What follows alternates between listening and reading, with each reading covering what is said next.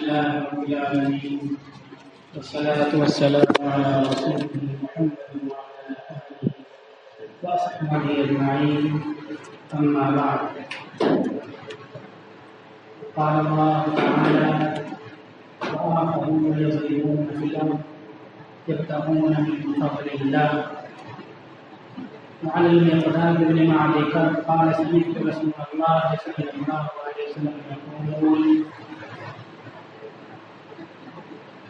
لا يأتين على الناس زمان لا ينفع فيه إلا الدينار والطعام. رواه أحمد.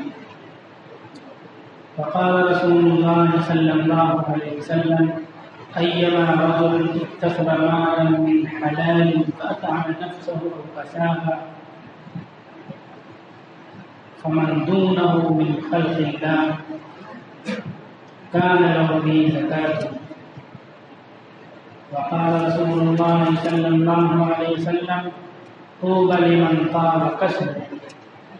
صدق الله العظيم وصدق رسوله النبي الكريم. أما بعد. درود شریف پڑھ لیں. اللهم صل على محمد النبي الأمي وعلى آله وسلم تسليما. معزز سامعین، محترم حضرات، گزشتہ جمعہ کو کسب حلال کمائی کے تعلق سے اور پاکیزہ روزی حاصل کرنے کے تعلق سے کچھ باتیں ہمارے سامنے آئی تھیں. آج بھی اسی موضوع پر گفتگو کرنی ہے. گزشتہ جمعہ کو حضرت مقدام ابن معدی رضی اللہ عنہ کی روایت تلاوت کی تھی اور یہ بتلایا گیا تھا کہ رسول اللہ صلی اللہ علیہ وسلم نے ارشاد فرمایا کہ قیامت کے قریب یا ایک زمانہ ایسا آئے گا جس میں درہم اور دنانیر کام آئیں گے. درہم اور دنانیر کی تشریح ہم نے نہیں کی تھی اور یہ بتلایا تھا کہ روپیے پیسے کام آئیں گے. آج دیکھ لیجیے، خیر القرون میں اور پہلے زمانے میں یہ تھا، ایک بزرگ عالم کا قول ہم نے نقل کیا تھا کہ پہلے لوگوں کے پاس زیادہ پیسہ آ جائے تو وہ پیسہ فتنے کا سبب بن سکتا تھا، لیکن اس دور میں انسان فتنے سے بچنا چاہتا ہے تو فتنے سے بچاؤ کا ذریعہ پیسہ ہے، روپیہ ہے. آپ صلی اللہ علیہ وسلم نے جو پیشین گوئی کی تھی، آج کے دور میں یہ بات پوری ہو رہی ہے. بہت سے لوگ گناہ کا کام کرتے ہیں، ناجائز کام کرنے لگتے ہیں، کاروبار میں جھوٹ بولنے لگتے ہیں، ناپ تول میں کمی کرنے لگتے ہیں، صرف اس لیے کہ ان کو مالی پریشانی ہوتی ہے، بال بچوں کی فکر ہوتی ہے، اس لیے وہ غلط راستہ اختیار کر لیتے ہیں. اگر ان کو مالی آسانی سہولت مل جائے تو گناہوں کو چھوڑ دیں. تو یہ دور آ چکا ہے. دیکھ لیجیے، چھوٹے سے چھوٹے ڈپارٹمنٹ سے لے کر کے اونچی پوسٹ تک، اونچے ڈپارٹمنٹ تک کہیں بھی ایمان والوں کا کام بغیر پیسے کے نہیں ہوتا ہے. تو یہ رسول اللہ صلی اللہ علیہ وسلم کے فرمان کے مطابق، پیشین گوئی کے مطابق حالات آ رہے ہیں. اس حدیث میں یہ کہا گیا کہ درہم اور دنانیر کام آئیں گے. درہم کہتے ہیں چاندی کے سکے کو، دینار کہتے ہیں سونے کے سکے کو. اس میں روپیہ میں نے کہا تھا تو روپیہ بھی مراد ہے، لیکن لفظ درہم اور دنانیر آپ صلی اللہ علیہ وسلم نے بیان فرمایا. یہ درہم کام آئے اور یہ دینار کام آئے، یعنی سمن جو اصل چیز ہے، سونا اور چاندی، یہ کام آئے گا. قرب قیامت کی علامتوں میں سے اور دجالی نظام میں یہ بات ہے کہ دجال دنیا کے خزانوں پر قابض ہوگا، گزر بسر زندگی کی بنیادی چیزیں اس کے ہاتھ میں ہوں گی، آپ دیکھ لیجیے، اگر یہ گیس سلنڈر اچانک ملنا بند ہو جائے اچانک، تو کتنے لوگ گھروں میں کھانے پکیں گے لکڑی سے یا کسی اور ذریعے سے؟ بے شمار لوگ بھوکے مرنے لگیں گے۔ گیس باٹلہ ملنا بند ہو جائے شہروں میں، تو لائٹ کٹ جائے اور بند ہو جائے، کتنے لوگ پریشان ہو جائیں گے۔ اسی طرح سے درہم اور دنانیر کا معاملہ ہے، دجال کا ان پر قبضہ ہوگا، اور جو حالات آئے قبضہ تقریباً ہو چکا ہے۔ سب سے پہلے درہم اور دنانیر کے مقابلے میں نوٹ کا سسٹم چالو کر دیا گیا، اور پھر بینکوں میں جمع کرنے کا کام چالو کر دیا گیا۔ لیکن اگر ہمارے پاس نوٹ کے بجائے درہم اور دنانیر ہوں تو اس کی افادیت باقی رہے گی۔ مثلا یہ نوٹ سے ہم کام چلاتے ہیں، اب کوئی حاکم اچھائی کے لیے یا برائی کے لیے کسی بھی ارادے سے سو رہا ہے، رات میں 12 بجے کو خواب نظر آیا اور اٹھ کے اعلان کر دے کہ آج سے نوٹ بند، تو آپ کے پاس کروڑوں روپیہ رکھا ہوا ہے، اس کی کوئی حیثیت نہیں باقی بچے گی۔ حاکم کے فیصلے کے مطابق یہ نوٹ مفید ہیں اور بامقصد ہیں۔ حاکم کا فیصلہ ہو گیا کہ یہ نوٹ کاغذ کا ٹکڑا ہے تو کاغذ کا ٹکڑا بن جائے گا۔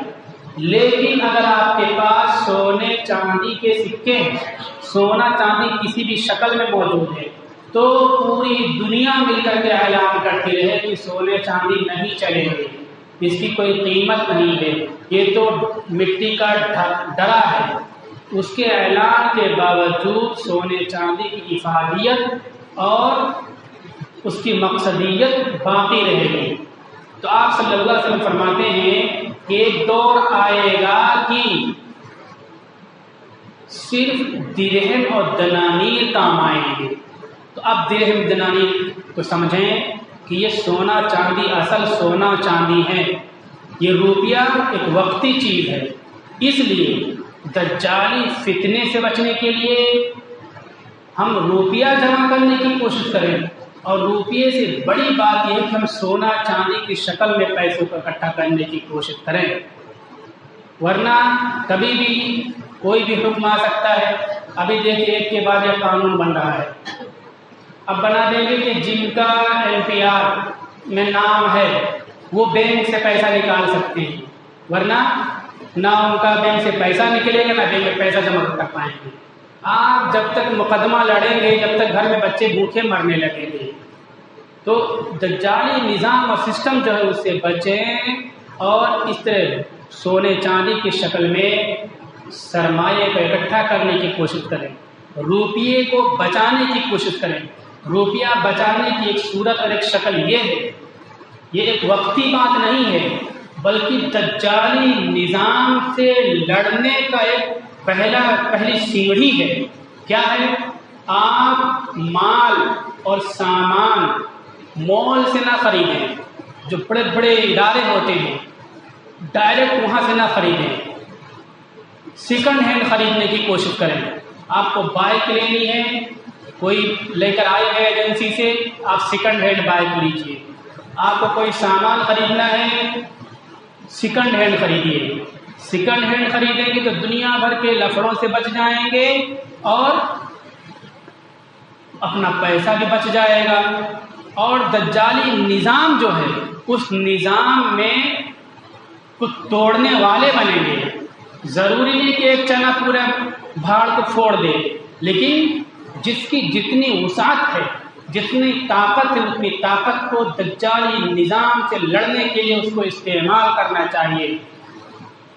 اسلام یہ چاہتا ہے، اسلام کا یہ تصور اور کنسیپٹ ہے کہ انسان جو مال بیچتا ہے اور جو خریدتا ہے، جہاں سے مال بنا ڈائریکٹ ضرورت مند کے ہاتھ میں پہنچ جائے۔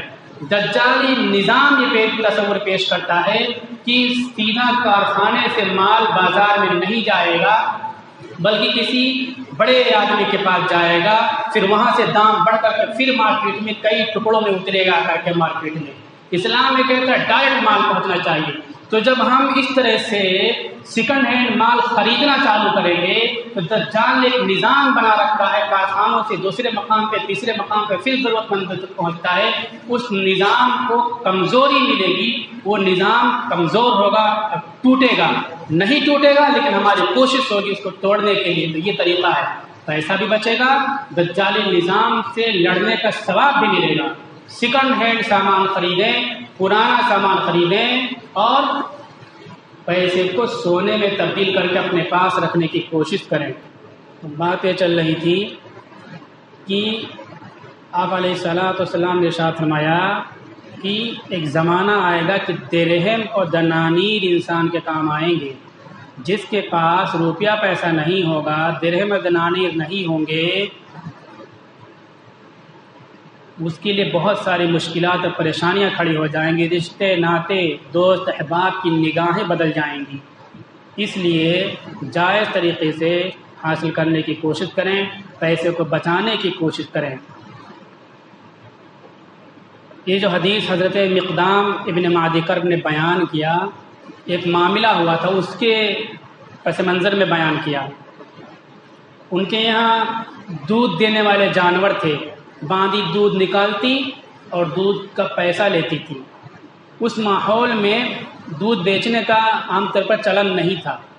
جیسے کہ یہاں آپ دیکھیے جو گاؤں کے رہنے والے ہیں، جب یہ ہوٹل وغیرہ نہیں تھے اور یہ برفی مٹھائیاں اس طرح نہیں بنتی تھی باقاعدہ، 20-25 سال پہلے کی بات دیکھیے، گاؤں میں کسی کے یہاں مہمان آ گئے، جاؤ دودھ لینے، فٹ سے دودھ دے دیتے تھے، پیسہ تو کوئی لیتا ہی نہیں تھا۔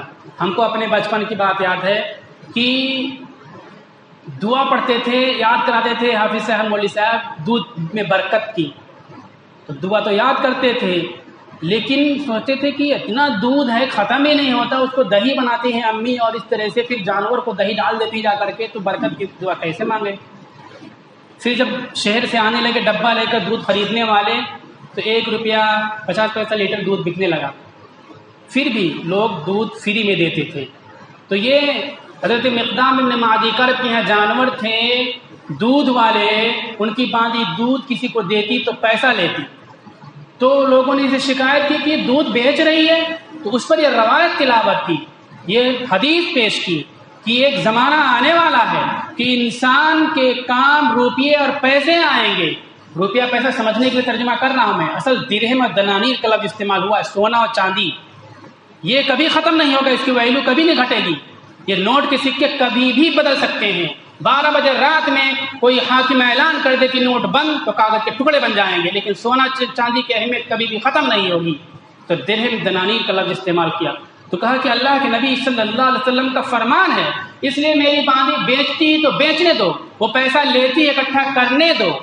تو پتہ چلا کہ ہم کو پیسہ اکٹھا کرنے کی کوشش کرنی چاہیے۔ اس سے میں نے بتلایا دجالی نظام سے لڑنے کے لیے آپ سیکنڈ ہینڈ مال خریدیے، سیکنڈ ہینڈ۔ دوسری چیز چھوٹے چھوٹے بیپاریوں سے، تیسری چیز ڈائریکٹ چھوٹے چھوٹے کارخانوں سے سامان خریدنے کی کوشش کیجیے۔ چھوٹے چھوٹے بیپاری تاجروں سے، غریب تاجروں سے خریدنا، ایک تو آپ کی ضرورت پوری ہوگی، دوسری روایت ہے کہ اگر آپ کسی غریب تاجر سے سامان خریدتے ہو، پیسے کے بدلے میں سامان تو ملا، ساتھ میں جو یہ پیسہ دے رہے ہو اس پر صدقے کا ثواب ملتا ہے۔ اس لیے بہت زیادہ مال میں جانے کی کوشش نہ کریں، بہت VIP دکانوں میں نہ جائیں، فٹ پاتھ پہ چلنے والوں اور غریب تاجروں کے یہاں جائیں، ایماندار تاجروں کے پاس سے سامان خریدیں، ٹھیلے پہ بیچنے والے ایماندار تاجروں سے سامان خریدیں، آپ کو آپ کے پیسے کے بدلے میں سامان ملے گا اور صدقے کا ثواب ملے گا۔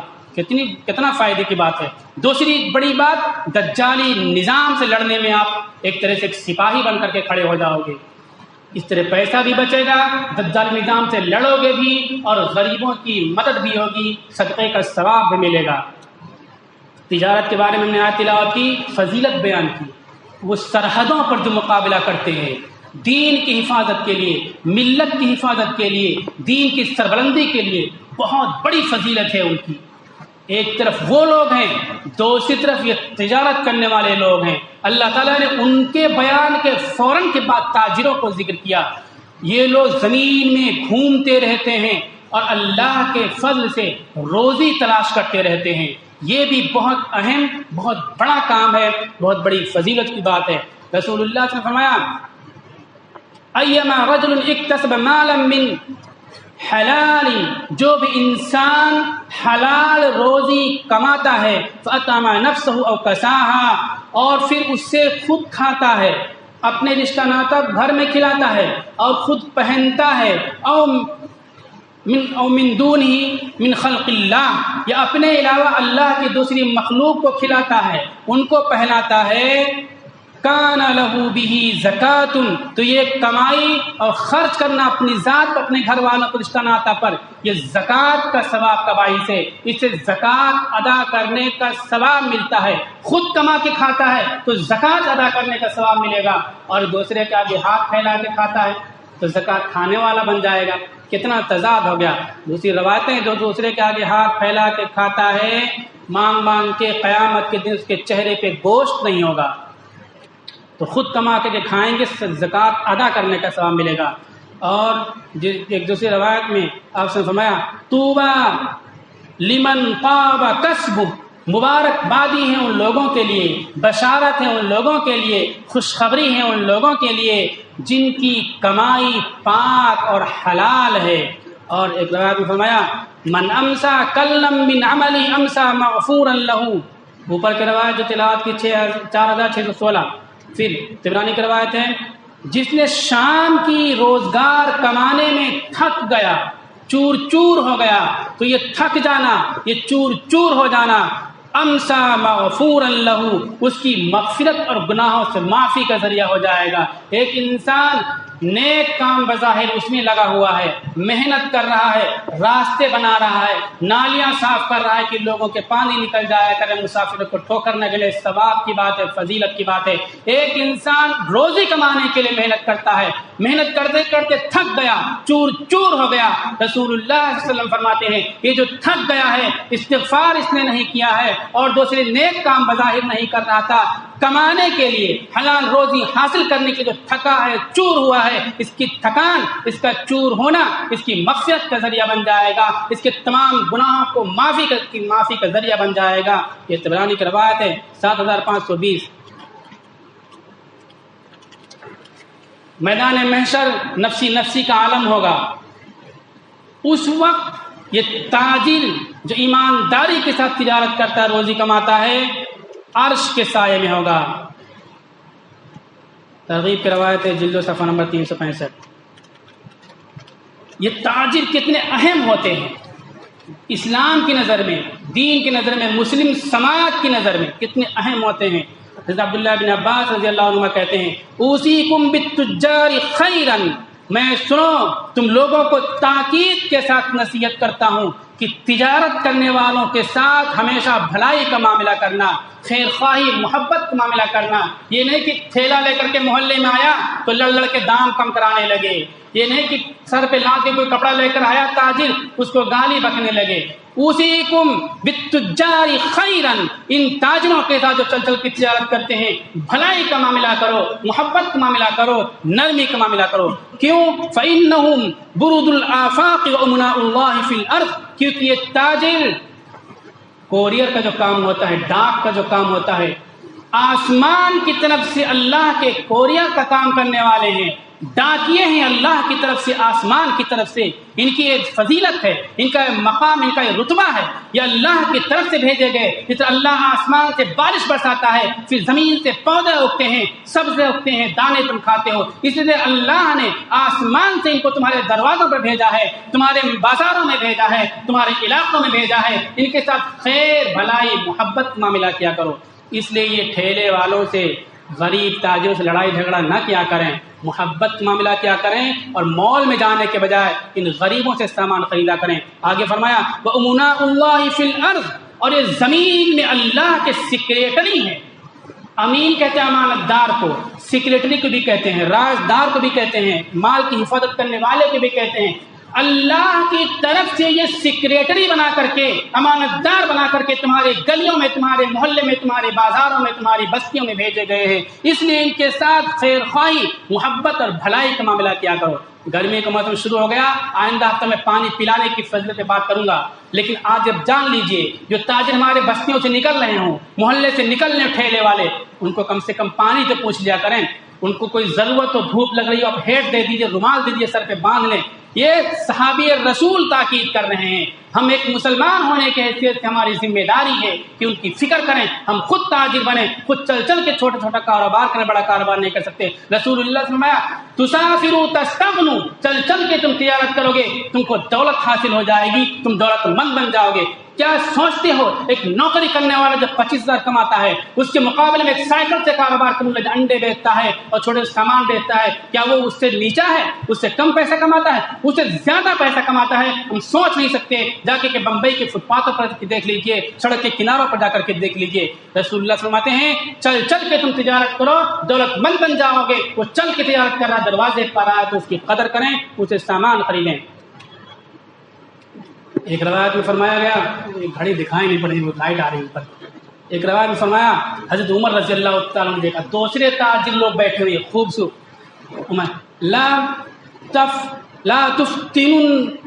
لا تفتنکم هذه الحمراء ولا دنیاکم، یہ حضرت عمر رضی اللہ تعالیٰ عنہ کا حکم ہے۔ التراتیب الاداریہ جلد 3 صفحہ نمبر 20۔ یہ سرخ رنگ والے دنیا کے معاملے میں تم کو آزمائش میں نہ ڈال دے۔ سرخ رنگ والے کون؟ عرب سے ہٹ کر کے دوسرے ادھر ہیں، ترکی وغیرہ کی طرف، اس زمانے کی بات ہے۔ یہ لوگ مسلم ملکوں میں کاروبار کرنے لگے تھے، بڑے پیمانے پر کاروبار پھیلا دیا انہوں نے۔ تو حضرت عمر اعلان کرتے ہیں خبردار، یہ تم کو دنیاوی آزمائش میں ڈال دیں، تم کاروبار میں اترو، تم تجارت کرو، تم اپنا سامان لا کر کے بیچو۔ اگر تم نہیں تجارت کرو گے، تم کاروبار نہیں کرو گے، تم تجارت نہیں کرو گے، تو تمہارے ایمان کا بھی سودا کر لیں گے، تمہارے ایمان کو خرید لیں گے، تمہارے دین کا سودا کر لیں گے، تمہارے ملکوں کا سودا کر لیں گے۔ یہ تاکید کی تھی۔ آج ہم فلاں صاحب فلاں ایک قوم ہے بہت بڑے پیمانے پر ملک میں کاروبار کرتی ہے، اور ان کے بچے ISPCS تک جو ایگزامس ہوتے سب دیتے ہیں، لیکن نوکری نہیں کرتی۔ وہ دکان پہ آ کر کے وہی پرچون کا سامان بیچتے ہیں، اور ہمارے بچے پڑھتے ہیں تو فوراً نوکری نہیں ملے گی تو نہیں پڑھیں گے۔ تجارت کے لیے اعلیٰ سے اعلیٰ تعلیم دلاتے ہیں، وہ پھر تجارت ہی کرتے ہیں۔ یہ ہمارا کام تھا، تجارت کرتے، کتنی بھی پڑھائی ہوگی تجارت میں آئے، تجارت میں نہیں آئیں گے تو سب کچھ دوسروں کے ہاتھ میں جائے گا، دوسرے کے غلام بنیں گے۔ حضرت عمر نے اعلان کیا خبردار خبردار، ہر مسلمان تجارت میں اترے، کاروبار میں اترے، اور اپنی اپنی دکانیں لگائے، اپنا اپنا کاروبار کرے۔ اگر نہیں کاروبار میں اترے گا تو کیا ہوگا؟ یہ تم کو غلام بنا لیں گے اور غلام بن جائیں گے۔ وہ کتنے نازک ہوتے ہیں تصور نہیں کر سکتے، دن بھر بیٹھے رہتے، لیکن ڈوکرا ضعیف بزرگ دکان پر بیٹھا ہوتا ہے، اس کا اللہ پر یقین نہیں، آخرت پر یقین نہیں ہے، اللہ کے دین پر یقین نہیں ہے، لیکن دکان پر صبح شام تک بیٹھا ہوتا ہے۔ ہمارے بچے اور ہم لوگ تھوڑی دیر دکان پہ بیٹھنا گوارا نہیں کرتے۔ حضرت عمر کا اعلان ہے خبردار، اگر تم کاروبار نہیں کرو گے، تجارت نہیں کرو گے، دوسری قومیں تم کو غلام بنا لیں گی۔ اس لیے تجارت میں اترو، کاروبار میں اترو۔ اللہ تعالیٰ عمل کی توفیق